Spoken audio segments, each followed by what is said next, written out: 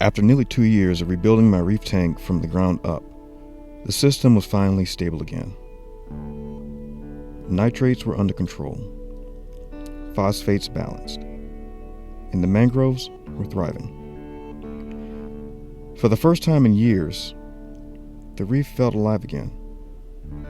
That's when I decided to bring back the fish that had haunted my earlier failures, and that is the Green Chromis. 9 small flashes of turquoise darting through the current. Simple, peaceful, the kind of fish every reefer imagines, schooling gracefully across their reef. But I knew from experience that appearances could be deceiving. Within 2 weeks, the pattern began again. One by one, the chromis started disappearing.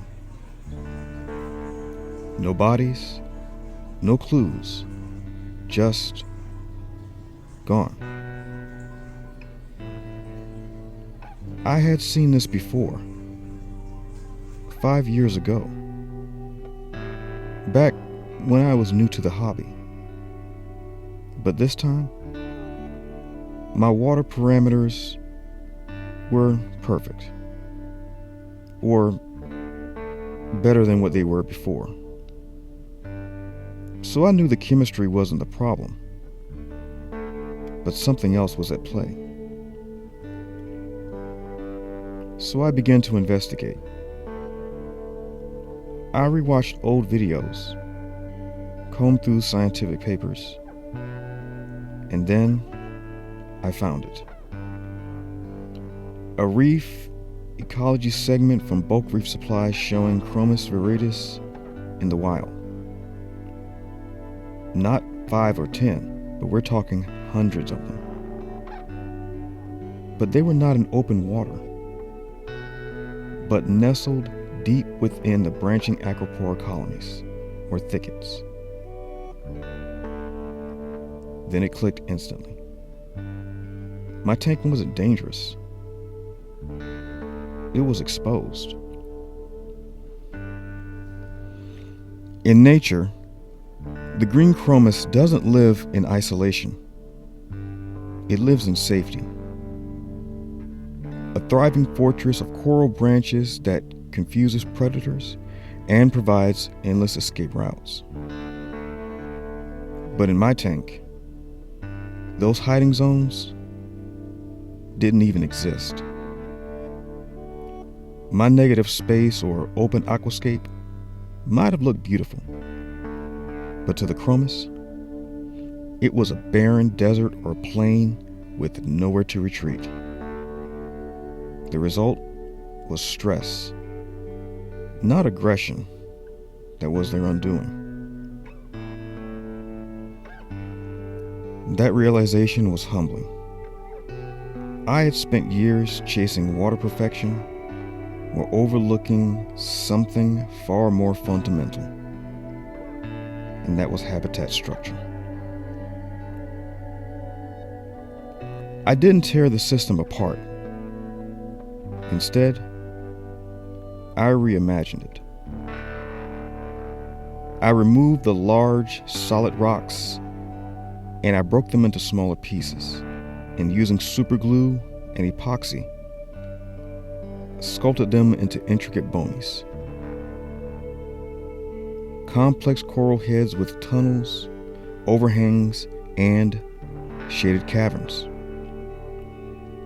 This wasn't decoration anymore. No, it was engineering. The reef was no longer built for me, but it was built for them.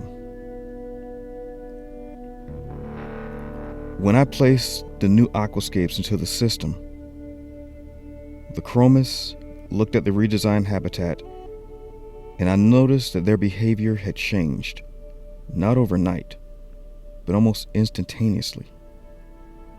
They stopped hiding behind pumps or glass covers. and they swam through the coral structures, exploring every shadow. The fear was gone, replaced by confidence and rhythm.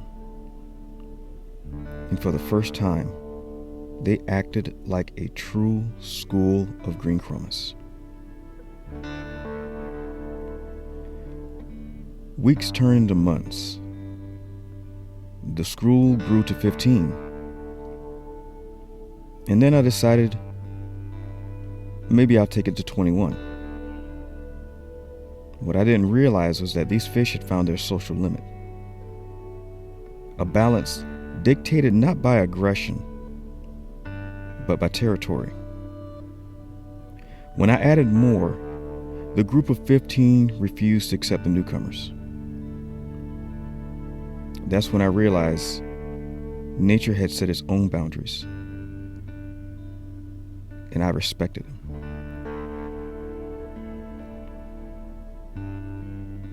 Later, after removing a bicolor angelfish because of aggression towards my LPS corals, 2 chromises were lost into disruption. So 13 remain today. The strongest, most cohesive group I've ever had. Each one a living reminder of what ecological understanding can achieve. The Green Chromis taught me that success in reef keeping isn't about control. It's about alignment. You don't dominate the ecosystem, but you design with it. You study how these animals live in the wild and build an environment that mimics it, even in a miniature reef tank. These fish reminded me that science and empathy go hand in hand. And stability doesn't just come from balanced chemistry. Oh no. It comes from respect for the natural behavior of the life we choose to keep. Today, the reef isn't just recovered, it's evolved. The chromis school through the bomies as they would in the lagoons of Mangrove. The mangroves filter the water. The corals pulse with life. And every organism serves a purpose. In the end, the chromis didn't just survive my reef. They transformed it.